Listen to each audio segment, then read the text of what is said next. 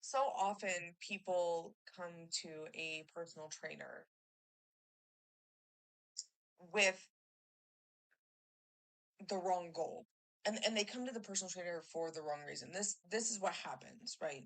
Is someone who is living in a bigger body feels shame about living in a bigger body, right? They have allowed society to shame them. They feel embarrassed.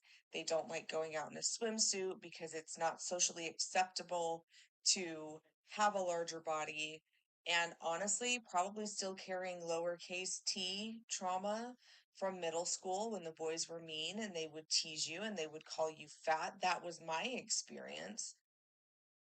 Bet you money I can run circles around them. I can outrun them. I can outlift them. I can out gymnastics them now.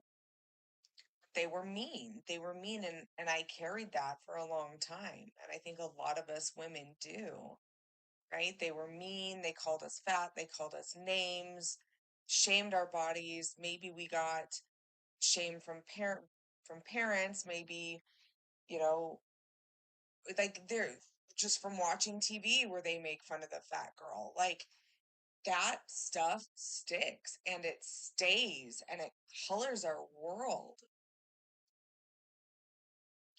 And so we carry this shame for our entire lives.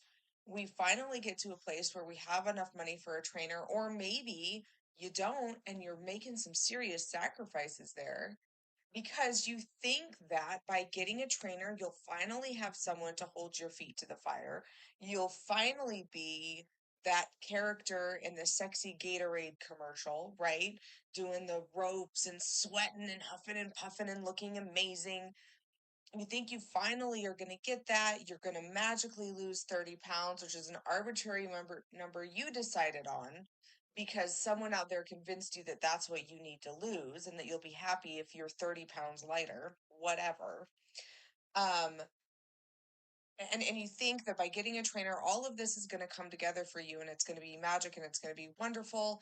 Your body is going to get smaller. All of a sudden, you'll be socially acceptable and you don't have to feel shame and embarrassment about your own body.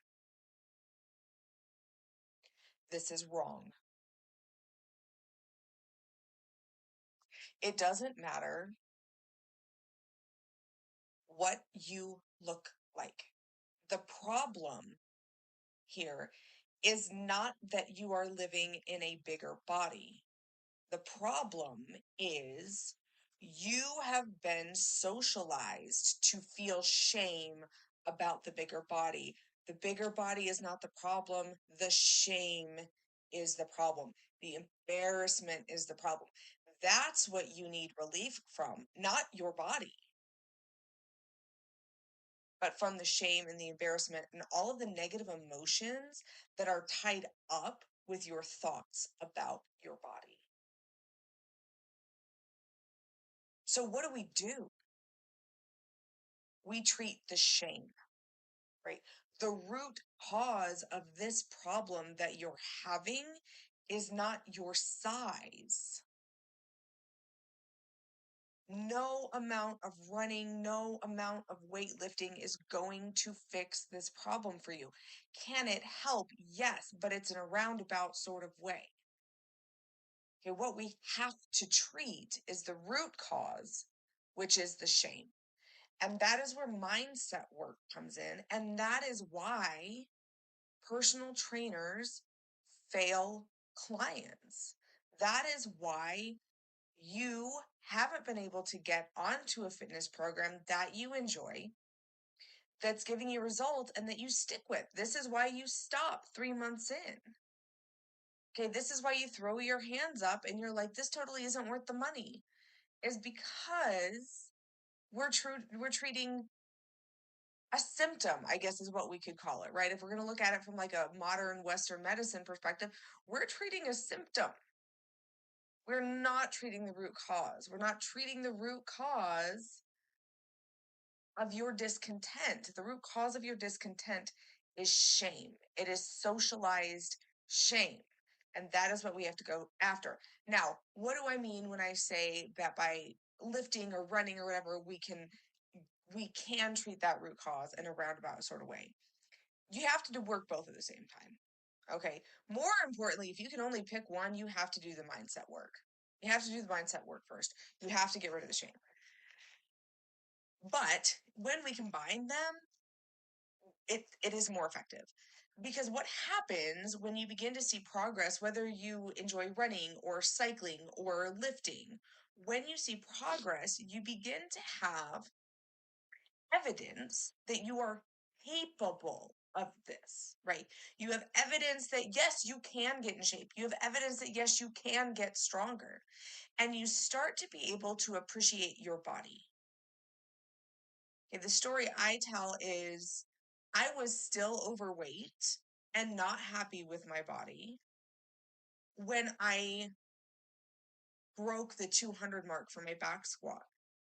That single squat where I broke the 200 mark changed my life forever.